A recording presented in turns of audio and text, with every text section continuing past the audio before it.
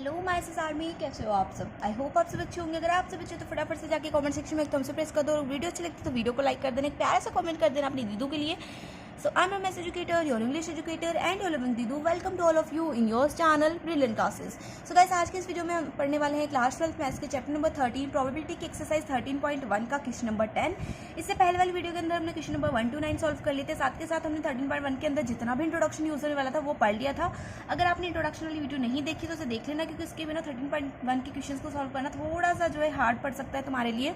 तो अभी के लिए स्टार्ट करते हैं क्वेश्चन नंबर 10 को। तो क्वेश्चन नंबर 10 हमें गिवन है अ ब्लैक रेड डाइस रोल्ड, मतलब एक ब्लैक कलर का डाइस और एक रेड कलर का डाइस क्या होता है, हम उसको रोल करते हैं। जो सांप सीढ़ी वाला या लूडो वाला जो डाइस होता है, एक वो ब्लैक कलर का है, एक रेड कलर का है। तो जब हम इसको रोल करते हैं तो हम इसके लिए फर्स्ट पार्ट गिवन है फाइंड द कंडीशनल प्रोबेबिलिटी। हमें क्या करनी है, कंडीशनल प्रोबेबिलिटी फाइंड करनी है। और इसमें क्या गिवन है, हमें सम greater than 9 given that the black dye resultant number is 5। तो सम क्या गिवन है, हमें सम जो है उनका वो क्या है, ग्रेटर देन 9 है, 9 से ज़्यादा है। मतलब अगर हम फर्स्ट ब्लैक डाई को रोल करते हैं उसके ऊपर तो मान लो कि उसके ऊपर आ गया 5, तो सेकंड डाई के ऊपर भी क्या आ गया, 5 आ गया। तो 5 + 5 कितना होता है, 10 होता है। और 10 क्या है, ग्रेटर देन 9 है, 9 से बड़ा है। तो ऐसे नंबर्स को हमने लेना है जो क्या हो, ग्रेटर देन 9 हो, मतलब 9 से बड़े हो, उनका सम क्या हो, ग्रेटर देन 9 हो। Given that the black dye resultant is 5। तो मतलब जो ब्लैक डाई होगा उसका रिजल्टेंट क्या आएगा हमेशा, मतलब ब्लैक डाई के ऊपर हमेशा 5 आना चाहिए। रेड डाई के ऊपर नंबर्स चेंज हो सकते हैं लेकिन ब्लैक डाई के ऊपर हमेशा 5 आना चाहिए। तो इसके लिए हमें ई गिवन है सम इज ग्रेटर देन 9। जो उन दोनों डाई से उन दोनों का सम क्या होना चाहिए, उन दोनों के ऊपर जो भी नंबर आएगा उनका सम होना चाहिए ग्रेटर देन 9 से बड़ा होना चाहिए। और एफ क्या है, black dye resultant number is 5। तो ब्लैक डाई के ऊपर क्या आएगा, हमेशा 5 आएगा। तो इसको एक बार क्वेश्चन को करेंगे तो तुम्हें अच्छे से क्लियर हो जाएगा।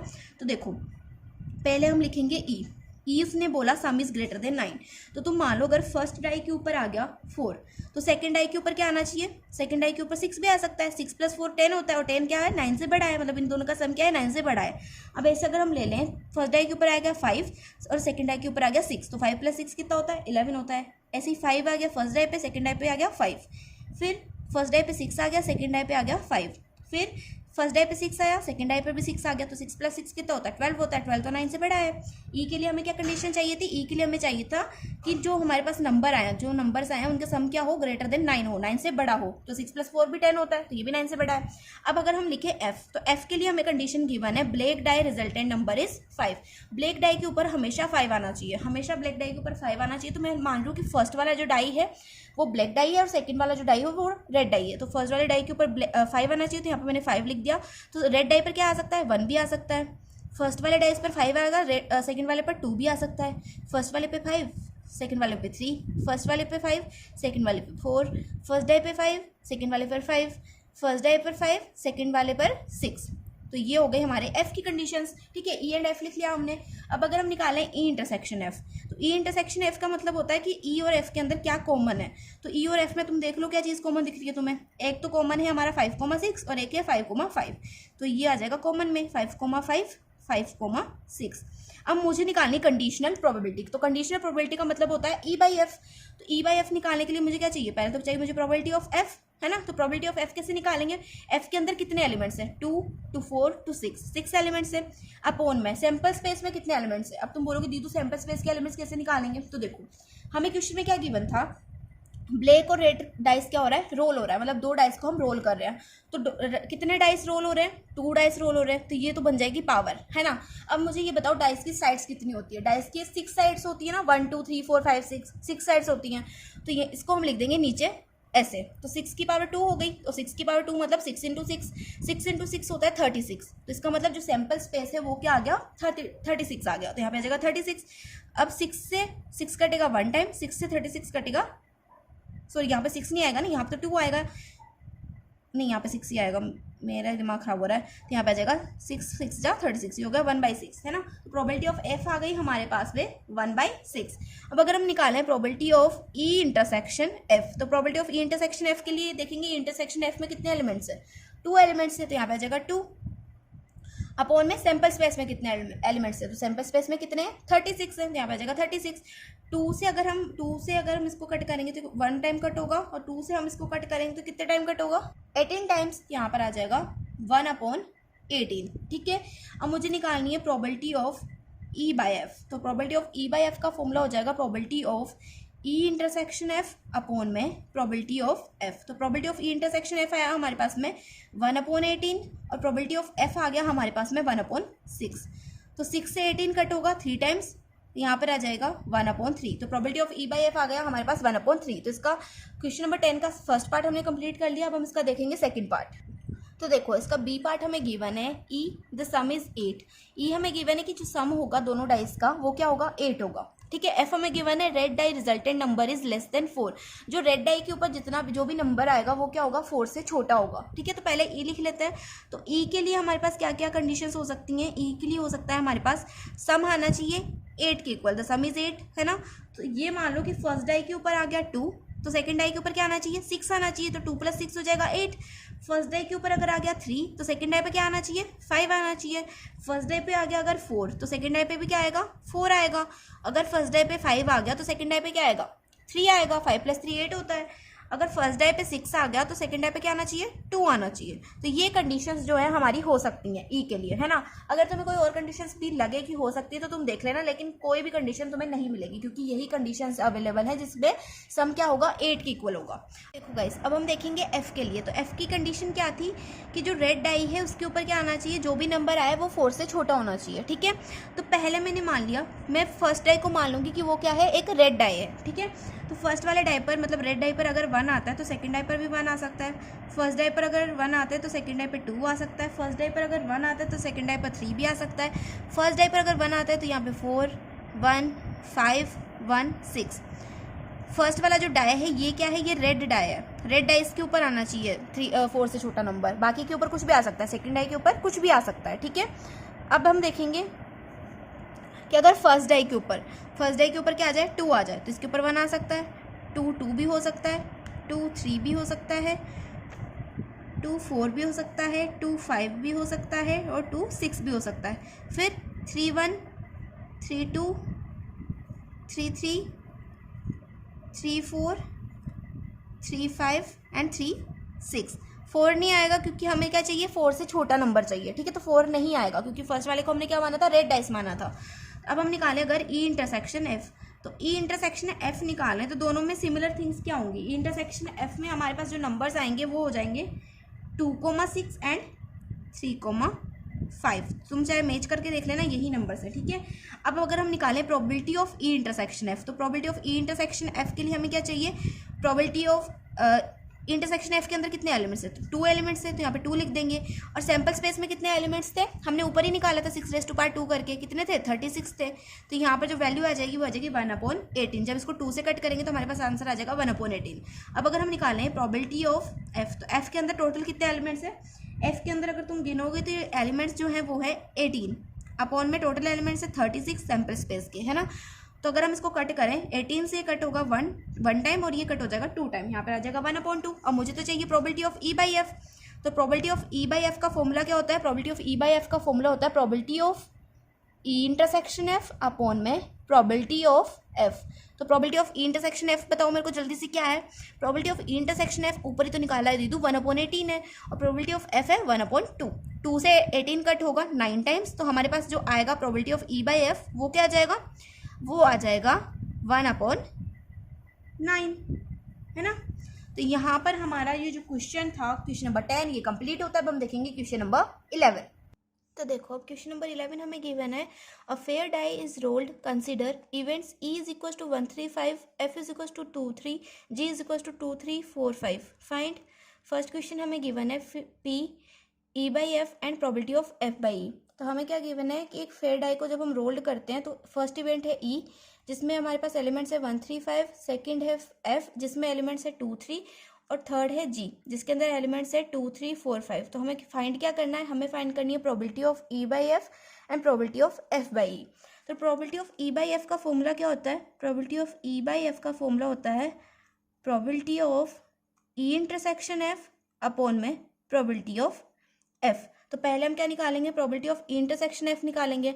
हमारे पास ई और एफ गिवन है, हमें क्या निकालनी है, probability of E intersection F. तो पहले ई इंटरसेक्शन एफ निकाल लेते हैं। तो ई इंटरसेक्शन एफ क्या आ जाएगा, इन दोनों में सेम एलिमेंट्स कौन से हैं, देखो ई में है 135 और एफ में है 2 3, तो इनमें सेम एलिमेंट क्या है 3 है ना। तो यहाँ पर आ जाएगा 3, इसमें ई इंटरसेक्शन एफ में कितने एलिमेंट्स है, एक ही एलिमेंट्स है ना, तो probability of E intersection F क्या हो जाएगा, probability of E intersection F is equal two elements in E intersection F, तो ई इंटरसेक्शन एफ में कितने एलिमेंट्स है, 1 है ना। और अब देखो सैंपल स्पेस में कितने एलिमेंट्स है, अब तुम बोलोगे सैंपल स्पेस में एलिमेंट्स कैसे देखेंगे, तो देखो यहाँ पर इसने क्या बोला, फेयर डाई रोल्ड, फेयर का मतलब सिर्फ एक डाई रोल्ड हो रहा है, और एक डाई के अंदर कितनी साइड्स होती हैं, 6 साइड्स होती हैं, मतलब सैंपल स्पेस भी क्या होगा, 6 होगा। तो यहाँ पर नीचे क्या आ जाएगा, और नीचे हम क्या लिखते हैं, पहले ऊपर तो लिखते हैं elements in E intersection F, नीचे लिखते हैं सैंपल स्पेस एलिमेंट्स, तो सैंपल स्पेस में 6 एलिमेंट्स है, तो यहाँ पर आ जाएगा 6, तो ये प्रोबेबिलिटी ऑफ ई इंटरसेक्शन आ गया हमारे पास में 1/6। अब मुझे चाहिए प्रोबेबिलिटी ऑफ एफ, तो प्रोबेबिलिटी ऑफ एफ क्या आ जाएगा, प्रोबेबिलिटी ऑफ एफ के लिए देखेंगे एफ के अंदर कितने एलिमेंट्स है, एफ के अंदर 2 एलिमेंट्स हैं और सैंपल स्पेस में है 6 एलिमेंट्स, तो 2 से जब हम 6 को कट करेंगे तो 2 से 2 कट होगा 1 टाइम, 6 कट होगा 3 टाइम, तो प्रोबेबिलिटी ऑफ एफ आ गई हमारे पास में 1/3। अब तुम यहाँ पर प्रोबेबिलिटी ऑफ ई भी निकाल लो, ठीक है, क्योंकि प्रोबेबिलिटी ऑफ ई भी हमारे काम आएगी, क्योंकि हमें प्रोबेबिलिटी ऑफ एफ बाई ई भी निकालना है ना।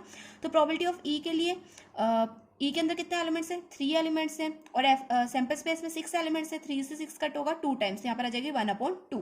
अब हम फटाफट से जो है इनको निकाल लेते हैं। तो probability of E by F क्या हो जाएगा, probability of E by F का फॉर्मूला हमने पता है, probability of E intersection F upon में प्रोबेबिलिटी ऑफ एफ, तो ई इंटरसेक्शन एफ की प्रोबेबिलिटी थी 1/6 और प्रोबेबिलिटी ऑफ एफ आई थी हमारे पास में 1/2, तो 2 से 6 कट होगा 3 टाइम्स, तो यहाँ पर probability of E by F आ जाएगा हमारे पास में 1/3, ये एफ है ना। अब अगर मैं निकालूं probability of F by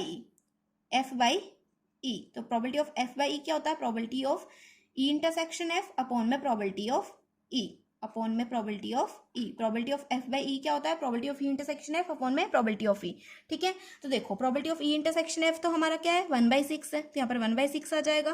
probability of ई क्या थी, प्रोबेबिलिटी ऑफ ई थी 1/2, 2 से 6 कट होगा 3 टाइम्स, तो हमारे पास probability of F by E क्या आ जाएगा, प्रोबेबिलिटी ऑफ एफ बाई ई आ जाएगा 1/3।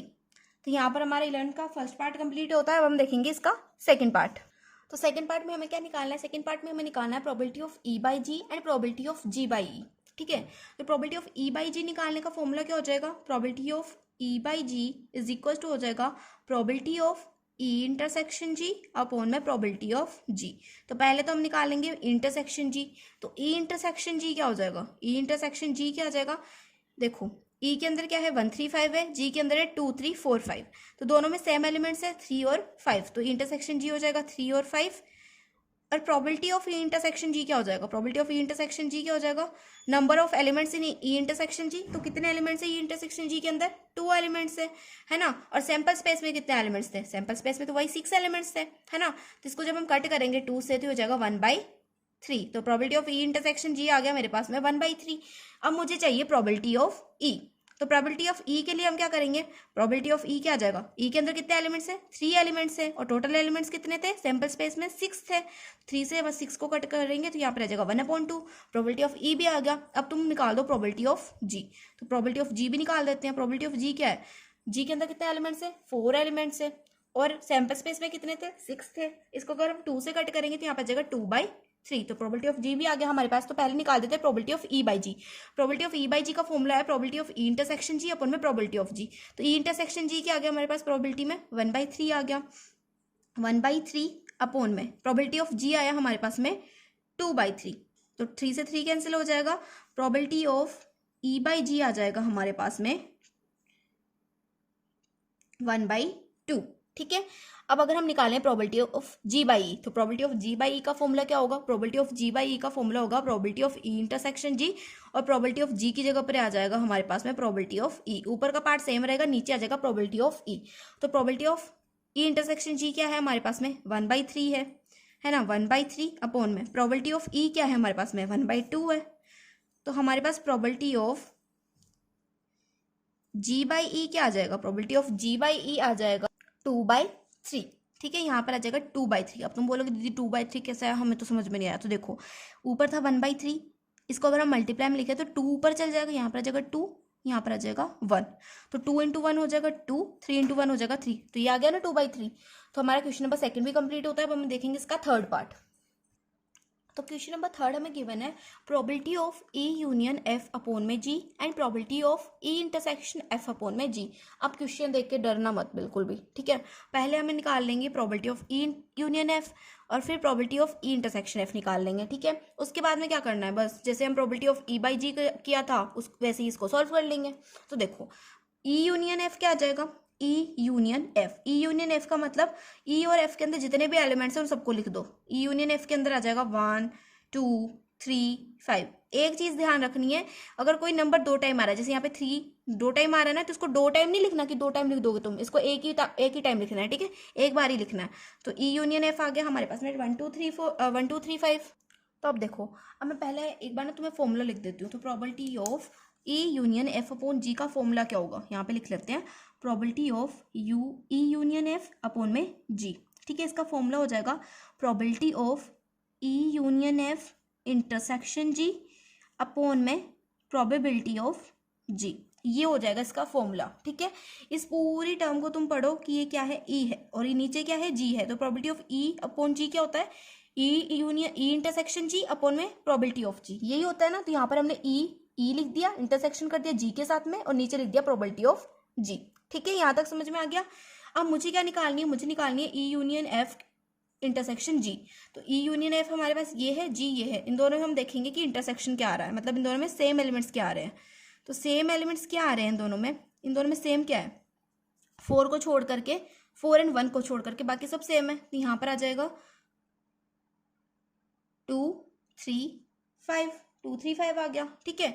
अब इसकी प्रोबेबिलिटी निकालनी है। प्रोबेबिलिटी कैसे निकालेंगे भाई, प्रोबेबिलिटी के लिए क्या कर देंगे, यहाँ पर पी लगा दो। तो यहाँ पर अगर हम लिखे probability of E union F intersection G, तो टोटल एलिमेंट्स कितने हैं इसके अंदर, 3 है ना, तो यहाँ पर आ जाएगा 3। और सैंपल स्पेस में कितने एलिमेंट्स थे, एक फेयर डाई रोल हो रहा था, तो मतलब 6 एलिमेंट्स थे, तो 3/6 हो जाएगा। 3/6 को अगर हम कट करेंगे, 3 से अगर ये कट होगा तो ये 1 टाइम होगा, और नीचे वाला 6 कितने टाइम होगा, 2 टाइम होगा, यहाँ पे 2 आएगा, ठीक है। तो यहाँ पर आ गया 1/2। यहाँ तक आ गया समझ में, मतलब ये हमारे पास में आ गई। अब प्रोबेबिलिटी ऑफ जी क्या हो जाएगी, प्रोबेबिलिटी ऑफ जी यहाँ पर लिख देते हैं, प्रोबेबिलिटी ऑफ जी यहाँ पर निकाल लेते हैं। तो जी के अंदर कितने एलिमेंट्स हैं, 4 एलिमेंट्स है, सैंपल स्पेस में 6 एलिमेंट्स है। 2 से ये दोनों कट होंगे, तो 2 से 4 कट होगा 2 टाइम, 2 से 6 कट होगा 3 टाइम, ठीक है। अब देखो probability of E union F intersection G की वैल्यू आ गई 1/2, तो यहाँ पर लिख दो 1/2। प्रोबेबिलिटी ऑफ जी की वैल्यू आ गई 2/3, ठीक है। तो इसको अगर हम ऐसे लिखेंगे 1/2 इंटू में, ये क्या हो जाएगा, 3 ऊपर चल जाएगा, 3/2 हो जाएगा, है ना। ये नीचे था ना 3, ये ऊपर चल जाएगा। तो यहाँ पर हमारे पास जो वैल्यू आएगी probability of E union F upon में जी, जिसकी वैल्यू क्या आएगी, 3 × 1 हो जाएगा 3, 2 2 4, ये वैल्यू आ गई हमारे पास में 3/4, ठीक है। तो ये यहाँ तक समझ में आ गया होगा। अब हम देखेंगे इसका ये वाला part, probability of E intersection F G. तो पहले तो निकाल लेते हैं ई इंटरसेक्शन एफ। तो ई इंटरसेक्शन एफ क्या आ जाएगा, इन दोनों का इंटरसेक्शन, मतलब इन दोनों में कॉमन एलिमेंट्स कौन से हैं, तो इसमें सिर्फ 3 कॉमन है, तो यहाँ पर आ जाएगा 3, है ना। अब इसके बाद में क्या करना है, मुझे probability of E intersection F upon G निकालना है। तो probability of E intersection F upon में जी का फॉर्मूला लिखो पहले तो ये हो जाएगा probability of E intersection F intersection G. इसको क्या पढ़ो तुम, ई पढ़ो, पूरे को क्या पढ़ना है, ई पढ़ना है। तो ई बाई जी का फॉर्मूला लिख दिया हमने, यहाँ पे हमने ई लिखा, फिर इंटरसेक्शन का साइन लगाया, फिर जी लिखा, अपॉन में लिख देंगे प्रोबेबिलिटी ऑफ जी। आगे बात समझ में। अब मुझे क्या चाहिए, probability of E intersection F intersection G निकालना है। तो ई इंटरसेक्शन एफ में तो हमारे पास है 3, और जी में क्या है 2 3 4 5, तो दोनों में, इसमें और इसमें कॉमन क्या है, 3 कॉमन है। तो मतलब probability of E intersection F intersection G की वैल्यू आ गई 3, ठीक है। तो इसके अंदर 1 ही एलिमेंट है, मतलब प्रोबेबिलिटी नहीं है अभी, ई इंटरसेक्शन एफ इंटरसेक्शन जी निकालना ना, तो इसकी वैल्यू आ गई 3। अब अगर मैं इसकी प्रोबेबिलिटी निकालूं, प्रोबेबिलिटी क्या हो जाएगी, probability of E intersection F intersection G, है ना। तो इनकी, इसके अंदर कितने एलिमेंट्स है, E intersection F intersection G के अंदर एक एलिमेंट है, और सैंपल स्पेस क्या था, 6 था, तो 1/6 क्या आ गई, इसकी वैल्यू आ गई, probability of E intersection F intersection G की वैल्यू आ गई 1/6। अब प्रोबेबिलिटी ऑफ जी की वैल्यू तो हमें पता ही है, प्रोबेबिलिटी ऑफ जी की वैल्यू क्या आई थी, ऊपर ही निकाली थी हमने, प्रोबेबिलिटी ऑफ जी की वैल्यू आई थी 2/3। तो यहाँ पर वैल्यूज पुट कर देंगे, इसकी वैल्यू आई, probability of E intersection F intersection G की वैल्यू आई 1/6, और प्रोबेबिलिटी ऑफ जी आया है हमारे पास 2/3। तो इसको हम कैसे लिखेंगे, 1/6 इंटू में 3/2, 3 से ये जो 6 से ये कट होगा 2 टाइम्स, तो यहाँ पर आ जाएगी वैल्यू क्या आ जाएगी, 1/2 2 4। तो probability of E intersection F by G की वैल्यू आ गई हमारे पास में 1/4। तो यहाँ पर हमारा क्वेश्चन नंबर 11 का थर्ड पार्ट भी जो है कंप्लीट होता है। अब हम देखेंगे इसका नहीं, मतलब अब हम देखेंगे क्वेश्चन नंबर 12। तो देखो यार, क्वेश्चन नंबर 12 हमें गिवन है ई बोथ आर गर्ल्स, कि दो बच्चे हैं किसी के और दोनों क्या हैं, लड़की है, ठीक है। तो सैम्पल स्पेस हमें गिवन है first boy second boy. Sample space में दूसरा एलिमेंट है, फर्स्ट बॉय हो सकता है, सेकंड गर्ल हो सकती है, फिर फर्स्ट गर्ल हो सकती है, सेकंड बॉय हो सकता है, और एक सैम्पल स्पेस है कि दोनों ही क्या होंगी, गर्ल्स होंगी। तो इसके लिए जो फर्स्ट पार्ट है उसके अंदर हमें बोला है कि the youngest is girl. First वाली जो मतलब छोटी लड़की होनी चाहिए वो क्या होनी चाहिए, गर्ल होनी चाहिए, छोटा बच्चा गर्ल होनी चाहिए, ठीक है। उसके लिए ई हमें गिवन है बोथ आर गर्ल्स। ई के लिए तो दोनों ही लड़कियां, दोनों ही जो बच्चे हैं वो गर्ल्स होंगी। और एफ है यंगेस्ट इज गर्ल, मतलब जो छोटा वाला है वो क्या होगा, लड़की होगी, ठीक है। सो देखो इसके लिए पहले अगर हम ई लिखें, ई के अंदर क्या आ जाएगा, सैम्पल स्पेस में अगर तुम ई लिखो तो फर्स्ट भी लड़की होगी, सेकंड भी लड़की होगी, और कोई चीज़ बनेगी नहीं, और कुछ बन ही नहीं सकता। फर्स्ट भी लड़की है, सेकंड भी लड़की है, ये ई हो गया। अब एफ क्या आ जाएगा, उसने बोला यंगेस्ट इज गर्ल, मतलब जो छोटी वाली है वो लड़की होनी चाहिए। तो फर्स्ट में बॉय हो सकता है, फिर छोटी गर्ल हो सकती है ना, या फिर दोनों ही गर्ल्स हो सकती हैं। ये भी तो कोई ज़रूरी थोड़ी ना भाई छोटी वाली गर्ल है तो बड़ी वाली गर्ल नहीं हो सकती, दोनों गर्ल्स भी हो सकती हैं, ठीक है। तो ये हो गए हमारे पास पॉसिबल आउटकम्स, ठीक है। अब मुझे निकालना है probability of E by F. तो probability of E by F के लिए मुझे क्या क्या चाहिए, प्रोबेबिलिटी ऑफ एफ भी चाहिए। तो प्रोबेबिलिटी ऑफ एफ क्या आ जाएगा, 2 एलिमेंट्स है एफ के अंदर, तो 2 अपॉन में सैम्पल स्पेस में 4 एलिमेंट्स है, 2/4। 2/4 का अगर हम 2 से कट करेंगे तो हो जाएगा 1/2। अब ई इंटरसेक्शन एफ, ई इंटरसेक्शन एफ मतलब ई और एफ में से कॉमन क्या है, तो जी जी क्या है, कॉमन है, तो यहाँ पर आ जाएगा जी कोमा जी। अब मुझे निकालनी है probability of E intersection F. तो probability of E intersection F हो जाएगा, ई इंटरसेक्शन एफ के अंदर कितने एलिमेंट्स हैं, एक एलिमेंट है, तो और सैम्पल स्पेस में 4 एलिमेंट्स है। तो probability of E intersection F हो गया हमारे पास में 1/4। अब मुझे चाहिए probability of E by F. Probability of E by F का फॉर्मूला तो मुझे लगता है तुम्हें याद हो गया होगा। Probability of E by F का फॉर्मूला होता है probability of E intersection F upon में प्रोबेबिलिटी ऑफ एफ। तो probability of E intersection F है 1/4, प्रोबेबिलिटी ऑफ एफ है हमारे पास में 1/2। तो 2 से 4 कटेगा 2 टाइम्स, तो हमारे पास आ जाएगा 1/2। तो probability of E by F आ गया हमारे पास में 1/2। तो ये हमारा फर्स्ट वाला क्वेश्चन कंप्लीट हो गया इसका। अब इसका सेकंड पार्ट देखेंगे। तो फर्स्ट पार्ट तुम्हें समझ में आ गया ना, हमें क्या बोला था उसने कि द यंगेस्ट इज गर्ल, मतलब जो छोटी वाली जो बच्चा है वो क्या होना चाहिए, एक लड़की होनी चाहिए, है ना। इसके लिए हमें ई इवेंट गिवन है बोथ आर गर्ल्स, मतलब दोनों गर्ल्स भी हो सकती हैं। तो ई के लिए फर्स्ट वाला भी गर्ल हो गया, सेकंड वाला भी गर्ल हो गया, इसके अलावा और कोई एलिमेंट्स नहीं बन सकता क्योंकि दोनों क्या होना चाहिए, गर्ल्स होनी चाहिए। अब दूसरा एफ हमें गिवन है यंगेस्ट इज गर्ल, मतलब जो छोटा बच्चा है वो लड़की होनी चाहिए। तो एफ के लिए बी जी भी हो सकता है, मतलब फर्स्ट वाला बॉय हो गया, है ना, पहला बड़ा भाई हो गया, फिर उसकी बहन क्या हो गई, छोटी हो गई जी, है ना। फिर दोनों लड़कियां भी तो हो सकती है, उसने तो ये बोला है कि जो छोटी लड़की है वो गर्ल होनी चाहिए, लेकिन इसमें दोनों भी तो लड़कियां हो सकती हैं। ये तो जरूरी थोड़ी ना कि फर्स्ट वाली लड़की नहीं हो सकती, फर्स्ट वाली भी लड़की हो सकती है। तो इसके लिए हमने निकाल दी प्रोबेबिलिटी। अब हम देखेंगे इसका क्वेश्चन नंबर सेकंड। तो सेकंड पार्ट है इसका F at least 1 is girl. F के लिए क्या कंडीशन है कि एक तो लड़की होनी चाहिए, है ना, चाहे वो छोटी हो चाहे बड़ी हो, लेकिन एक लड़की होनी चाहिए। दोनों बच्चों में से एक क्या होना चाहिए, एक लड़की होनी चाहिए। ई क्या है हमारा, ई तो यूनिवर्सल है, बोथ आर गर्ल्स, दोनों ही क्या होनी चाहिए, गर्ल्स होनी चाहिए।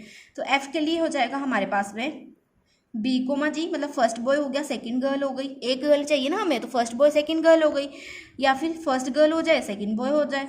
तो दोनों के लिए क्या हुआ, एक गर्ल्स तो आएगी हमारे पास, है ना। एक और कंडीशन हो सकती है, उसने बोला 8 लिस्ट गर्ल, मतलब एक तो गर्ल होनी चाहिए, तो लेकिन दोनों गर्ल्स भी तो हो सकती हैं, तो जी भी हो सकता है। तो ये हो गई हमारी कंडीशन, 3 कंडीशन इसके लिए बन जाएंगी। ई के लिए क्या कंडीशन बनेगी, बोथ आर गर्ल्स, तो दोनों गर्ल्स होनी चाहिए, मतलब जी कोमा जी, है ना, बस यही होगा। अब प्रोबेबिलिटी ऑफ एफ अगर हम निकालें तो प्रोबेबिलिटी ऑफ एफ क्या आ जाएगा, प्रोबेबिलिटी ऑफ एफ आ जाएगा हमारे पास में, एफ के अंदर कितने एलिमेंट्स हैं, 3 एलिमेंट्स है, और सेट के अंदर कितने एलिमेंट्स थे, सैम्पल स्पेस में थे 4 एलिमेंट्स, तो प्रोबेबिलिटी ऑफ एफ आ गया हमारे पास में 3/4। अगर मैं निकालूं ई इंटरसेक्शन एफ, तो एफ के अंदर 3 एलिमेंट्स है, ई के अंदर 1 एलिमेंट्स है ना। तो जी जी क्या हो जाएगा, इन दोनों में सेम हो जाएगा, तो ई इंटरसेक्शन एफ हो गया हमारे पास जी कोमा जी। अब probability of E intersection F निकालूं मैं, तो probability of E intersection F क्या हो जाएगा, probability of E intersection F हो जाएगा ई intersection F number of elements in E intersection F upon में टोटल एलिमेंट्स। तो टोटल एलिमेंट्स है हमारे 4, सैम्पल स्पेस में 4 एलिमेंट्स थे ना, तो यहाँ पर आ जाएगा 1/4, ठीक है। अब अगर मैं निकालूं probability of E by F, तो probability of E by F के लिए क्या चाहिए मुझे, probability of E intersection F upon में प्रोबेबिलिटी ऑफ एफ। तो ई इंटरसेक्शन एफ है हमारे पास 1/4 और प्रोबेबिलिटी ऑफ एफ है 3/4, तो 4 से 4 कैंसिल, हमारे पास आंसर आ जाएगा 1/3। तो यहाँ पर हमारा क्वेश्चन नंबर 12 भी क्या हो गया, कंप्लीट हो गया। अब हम देखेंगे क्वेश्चन नंबर 13। तो चलो अब हम देखते हैं क्वेश्चन नंबर 13। तो क्वेश्चन नंबर 13 थोड़ा सा लेंथी है, लेकिन अगर ध्यान से समझोगे तो आराम से समझ में आ जाएगा, ठीक है। तो क्वेश्चन नंबर 13 हमें गिवन है, a instructor has a question bank consisting of 300 easy true false question, 200 difficult true false questions, 500 easy multiple choice questions, 400 difficult multiple choice questions. If a question is selected at random from the question bank, what is the probability that it will be an easy question given that it is a multiple choice questions? तो इसका मतलब क्या हुआ? इसका मतलब है कि कोई इंस्ट्रक्टर है, कोई एग्जामिनर है जिसके पास में क्या है, क्वेश्चन बैंक है। उस क्वेश्चन बैंक में 300 तो इजी ट्रू फॉल्स क्वेश्चन है, ठीक है। जो सिंपल वाले ट्रू फॉल्स होते हैं वो उनकी कितने नंबर से उनके 300 है ना, और जो डिफिकल्ट ट्रू फॉल्स क्वेश्चन है वो 200 है ना, और 5 मल्टीपल चॉइस क्वेश्चन है 500 और 400 डिफिकल्ट मल्टीपल चॉइस क्वेश्चन है। तो वो बोल रहा है कि अगर सारे क्वेश्चन को क्या करें, रेंडमली चूज करें, तो क्या प्रोबेबिलिटी होगी कि वो जो क्वेश्चन हमें मिलेंगे, जो क्वेश्चन चूज होंगे वो क्या होंगे, मल्टीपल चॉइस क्वेश्चंस होंगे और इजी मल्टीपल चॉइस क्वेश्चंस होंगे। ये हमें फाइंड करना है। तो पहले तो हम लिख लेते हैं कि हमें गिवन क्या क्या है ना। तो इजी ट्रू फॉल्स क्वेश्चन कितने गिवन है हमें, easy true false, easy true false question है हमारे पास 300, डिफिकल्ट ट्रू फॉल्स क्वेश्चंस कितने हैं हमारे पास 200। अब easy multiple choice, easy multiple choice questions कितने हैं हमारे पास 500, और डिफिकल्ट मल्टीपल चॉइस क्वेश्चंस कितने हैं हमारे पास में, डिफिकल्ट मल्टीपल चॉइस क्वेश्चंस है हमारे पास में 400, ठीक है। तो ये हमें डेटा गिवन था। तो अब देखो, अब किसको हम ई लेंगे, किसको एफ लेंगे, ये मैंने तुम्हें बताया था पहले वाली वीडियोस के अंदर भी कि जो भी चीज़ हमें गिवन होती है वो तो क्या होता है, वो हमारा एफ होता है, और जो हमें फाइंड करना होता है वो क्या होता है, वो हमारा ई होता है। तो इसमें आप पहले देखेंगे कि फाइंड क्या करना है और गिवन क्या है। तो यहाँ से देखो, from the question bank what is the probability that it will be an easy question. Probability निकालनी है कि वो क्वेश्चन क्या हो, ईजी हो। तो मतलब जो हमें निकालना है उसको हम मान लेंगे ई, मतलब यहाँ पर ई क्या हो जाएगा, इजी क्वेश्चंस। ई को हम सिंपली लिख देंगे, ई क्या है, इजी क्वेश्चन है, ठीक है। अब मुझे एफ बताओ, एफ क्या होगा। अब तुम बोलोगे एफ तो दी तो ये होगा, given that it is the multiple choice question, कि एफ यहाँ पे क्या लिखा हुआ है, गिवन लिखा हुआ है ना, तो इसके आगे वाला क्या हो गया, एफ हो गया, it is a multiple choice question. तो ये क्या है, एफ क्या हो गया हमारे पास, मल्टीपल चॉइस क्वेश्चंस, ठीक है। अब मुझे बताओ ई के अंदर क्या क्या आएगा, ई के अंदर क्या क्या आएगा। तो देखो इजी कितने हैं ये बताओ मुझे पहले। तो इजी क्वेश्चंस कितने हैं, इजी क्वेश्चंस है इजी ट्रू फॉल्स और इजी मल्टीपल, दोनों को प्लस कर दो, 500 प्लस 300 800 है ना। तो ई तो आ गया हमारे पास में 800 है ना। अब मुझे बताओ मल्टीपल चॉइस क्वेश्चंस कितने हैं, मल्टीपल चॉइस क्वेश्चंस कितने दे दूँ, 500 प्लस में 400 कर दो, 500 प्लस में 400 हो जाएगा 900। तो मल्टीपल चॉइस क्वेश्चन हो गए हमारे पास में 900। तो ई भी आ गया, एफ भी आ गया। अब मुझे निकालनी है इनकी प्रोबेबिलिटी।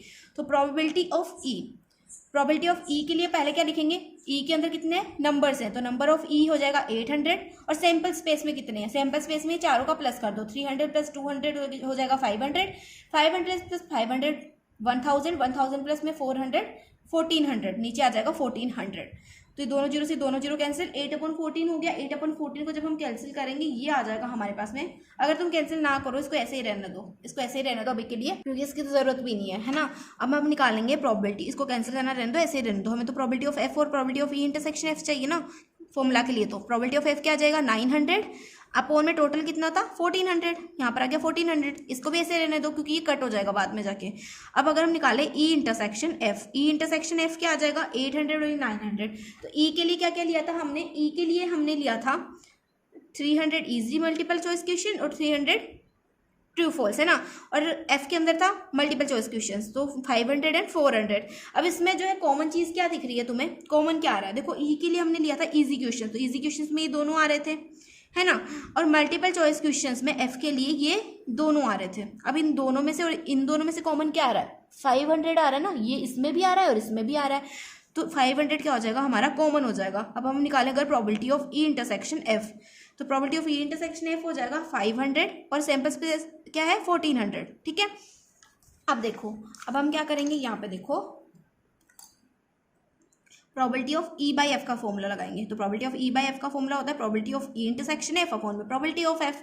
तो probability of E intersection F क्या आया 500 अपॉन में 1400 और प्रोबेबिलिटी ऑफ एफ क्या है हमारे पास 900 अपॉन में 1400, तो 1400 से 1400 कैंसिल हो गया, यहाँ पर आ जाएगा 500 अपॉन में 900, तो 20 से 20 कैंसिल, हमारे पास आ जाएगा probability of E by F 5/9। तो यहाँ पर हमारा क्वेश्चन नंबर 13 भी क्या हो गया, सिंपल वे में कंप्लीट हो गया। क्या करना था हमें, पहले देखना था इजी ट्रू फॉल्स कितनी है, पहले तो जो भी डेटा गिवन है वो लिख लेंगे, उसके बाद में हमें ये चेक करना है कि ई कौन सा है और एफ कौन सा है। यहाँ पर बात खत्म हो जाती है। ई एफ अगर तुमने पता लगा लिया तो उसके बाद में कुछ भी नहीं है क्वेश्चन के अंदर, बस इंटरसेक्शन एफ किया, प्रोबेबिलिटी ऑफ एफ निकाली और डायरेक्ट जो है हमने फॉर्मूला के अंदर पुट कर दिया। तो ये हो गया हमारा क्वेश्चन नंबर 13 कंप्लीट। इसी के साथ वीडियो को एंड करते हैं। अब जो बाकी के क्वेश्चंस है 14 to 17 वो हम नेक्स्ट वीडियो में करेंगे, क्योंकि ये वीडियो जो है थोड़ी सी लेंथी हो जाएगी, क्योंकि हमने इसमें ज़्यादा एक्सप्लेन करके समझाया है। और अगर वीडियो अच्छी लगी हो तो वीडियो को लाइक कर देना और सब्सक्राइब भी कर लेना चैनल को, अगर यूजफुल लगे तो, और मेरी बकबक सुनने का मन करे तो सब्सक्राइब कर लेना चैनल को, ठीक है। और मेरी इंग्लिश वाली वीडियोस की एक्सप्लेनेशन भी देख लो यार, वैसे तो मैंने उसमें कुछ एनिमेशन वगैरह किया नहीं है, लेकिन फिर भी जो है जो एक्सप्लेनेशन होता है वो थोड़ा सा मस्ती वाला होता है, तो उसको चेक कर लेना एक बार। तो मिलते हैं ऐसी नई वीडियोज़ के साथ साथ, तो अभी के लिए बाय बाय, टेक केयर।